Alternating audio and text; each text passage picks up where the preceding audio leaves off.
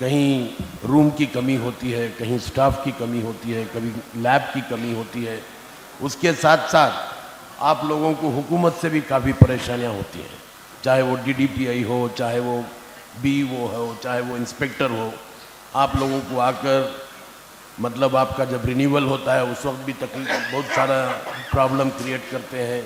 अगर आप school shift करते हैं तो उस वक्त भी बहुत सारे प्रॉब्लम्स होते हैं। ये सब मैं जब देखता हूँ तो मैं हमारे जो दूसरे समाज के अंदर जो दूसरी कौमें हैं उनको भी देखता हूँ।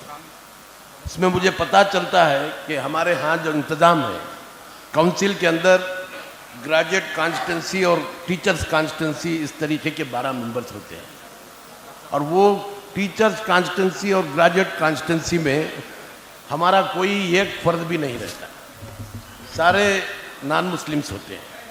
और उनका जो कनेक्शन है प्राइवेट स्कूल मैनेजमेंटों के साथ, इतना स्ट्रांग कनेक्शन है, जो भी परेशानियां हैं उनको सुलझाने की वो कोशिश करते हैं।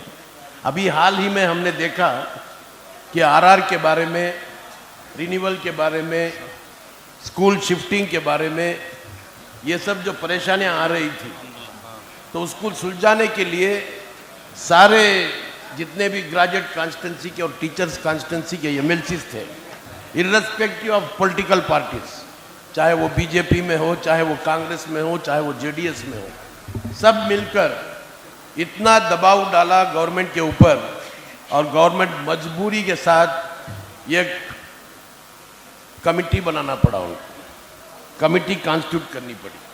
और वो कमिटी अभी बनेगी और वो कमिटी के भी मतलब रिकमेंडेशंस आएंगे और ये सारे जो इश्यूज हैं उसको सुलझाने की कोशिश करेंगे। तो मैं इसलिए ये कह रहा हूँ कि आप लोग सारे जिम्मेदारियां लेकर, सारी कोशिशों के बावजूद आप लोगों के साथ इंसाफ नहीं होता, आप लोगों का हक नहीं मिलता। जब तक आप लोग एक होकर, हमारे पास हज़ारों ग्रेजुएट्स हैं, हमारे पास हज़ारों टीचर्स हैं, बट उनका एनरोलमेंट नहीं होता, उनको इलेक्शन में हिस्सा लेने के लिए उनका वोट रजिस्टर होना चाहिए। जब रजिस्टर होगा तो उनको भी इलेक्शन में हिस्सा ले सकते हैं। ये हमारी बहुत बड़ी कमज़ोरी है। मैं इसके लिए आप लोगों से अपील करना चाहता हूँ, इसके बारे में सोचें, कहीं ना कहीं ऐसा एक मकाम बनाए कि मतलब चाहे वो नॉर्थ कर्नाटक में हो, चाहे वो साउथ कर्नाटक में हो, 15-20 हज़ार अगर हमारे लोग ग्रेजुएट कॉन्स्टिट्यूंसी में या टीचर्स कॉन्स्टिट्यूंसी में अगर एनरोल हो जाएंगे, अगर हम कोशिश करके कामयाबी के साथ किसी एक मेंबर को ग्रेजुएट कॉन्स्टिट्यूंसी या टीचर कॉन्स्टिट्यूंसी से जिताएंगे, तो मैं समझता हूं कि वो तुम्हारा रिप्रेजेंटेटिव हुकूमत के अंदर बैठकर आपके पूरे मसाइल को हल करने की कोशिश करेंगे। के साथ साथ मैं आप लोगों को ये भी कहना चाहूँगा कि हुकूमत के अंदर आज बहुत सारे प्रोग्राम्स चल रहे हैं। आज शाहीन ग्रुप के हमारे डॉक्टर साहब भी मौजूद हैं यहाँ पर। मैं आपसे भी गुजारिश करूँगा कि हमारे पास कितने हज़ार उर्दू स्कूल्स हैं उसका डेटा है, हमारे पास कितने बच्चे उस स्कूल में, 4000 स्कूल उर्दू स्कूल्स हैं, कितने बच्चे पढ़ रहे हैं वो भी डेटा है। बट हमारे पास जो प्राइवेट स्कूल्स हैं, प्राइवेट मैनेजमेंट, जो मुस्लिम मैनेजमेंट जो चला रही है, उसका डेटा हमारे पास मेरी जो मालूमात के अंदर नहीं है। अगर है तो बहुत अच्छा है, अगर नहीं है तो मैं आप लोगों से गुजारिश करूंगा कि आप लोग, हम भी हुकूमत से कोशिश करेंगे या डिपार्टमेंट ऑफ माइनॉरिटीज़ से कोशिश करेंगे कि ये डेटा बनाने की कोशिश करेंगे, कितने इंस्टीट्यूशंस मुस्लिम मैनेजमेंट के इंस्टीट्यूशंस हैं और कौन से कैटेगरी में हैं और किस तरीके से हैं, what is there management condition, what is their position. ये एक अगर डेटा हम हासिल करेंगे तो मैं समझता हूँ कि इंशाल्लाह इसके बारे में आने वाले बजट के अंदर, उससे पहले प्राइवेट मैनेजमेंट्स के लिए, प्राइवेट जो स्कूल्स मैनेजमेंट जो चल रहे हैं उनके लिए हुकूमत से कुछ ना कुछ फ़ायदा पहुंचाने की कोशिश कर सकते हैं। अभी हम हुकूमत के ज़रिए से बहुत सारे Karnataka public school, 100 Urdu school को हम कर्नाटका पब्लिक स्कूल में कन्वर्ट कर रहे हैं।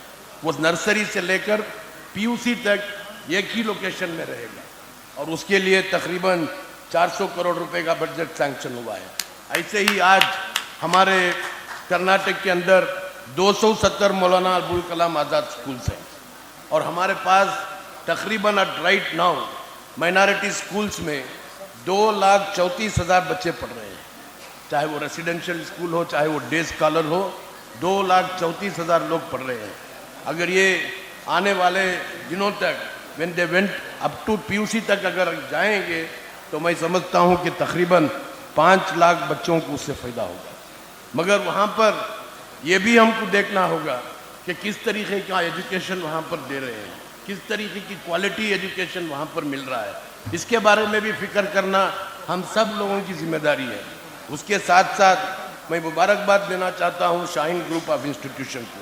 जब ये लोग हर साल 400 बच्चों को MBBS में सीट दिला सकते हैं, फ्री सीट, वो इसके बारे में आप सोचें कि किस तरीके से इन्होंने शुरू किया, किस तरीके से इन्होंने फोकस होकर काम किया और किस तरीके से अगर 400 मेडिकल सीट फ्री मिलती हैं कम्युनिटी के अंदर तो आप समझिए एक मेडिकल कॉलेज में 100 बच्चों का एडमिशन होता है, उनको medical all India medical council से परमिशन सिर्फ 100 बच्चों को मिलता है।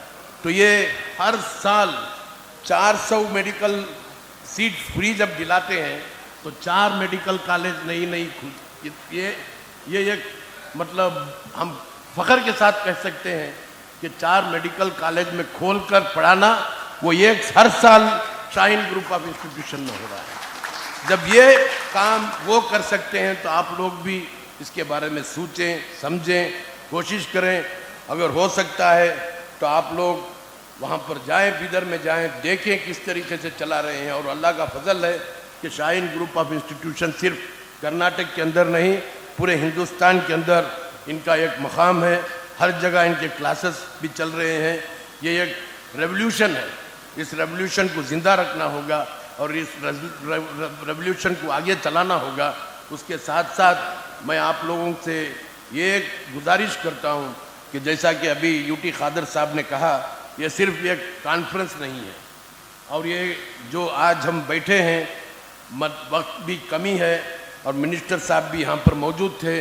मिनिस्टर साहब इंशाल्लाह हो सकता है कि आप लोग एक ऐसा प्रोग्राम बनाएं, आप लोग एक ऐसा डेटा बना कर लाएँ कि कितने स्कूल्स हैं, कितने बच्चे हैं, क्या पोजीशन है, क्या कैटेगरीज में है, किस किस कैटेगरीज में है और आपको क्या माली इमदाद चाहिए, आपको दूसरी तरीके से क्या इमदाद चाहिए।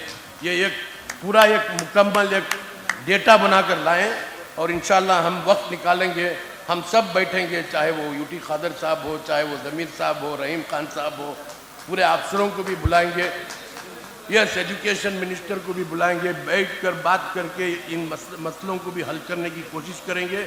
और इंशाल्लाह मुझे उम्मीद है कि आने वाला बजट जो है इस बार जो 4,500 का था, आने वाला बजट उससे कहीं ज़्यादा होगा।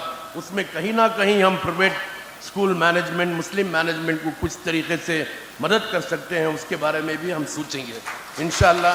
बस इन चंद अल्फाज के साथ मैं अपनी जगह लेता हूँ। अल्लाह हाफ़िज़।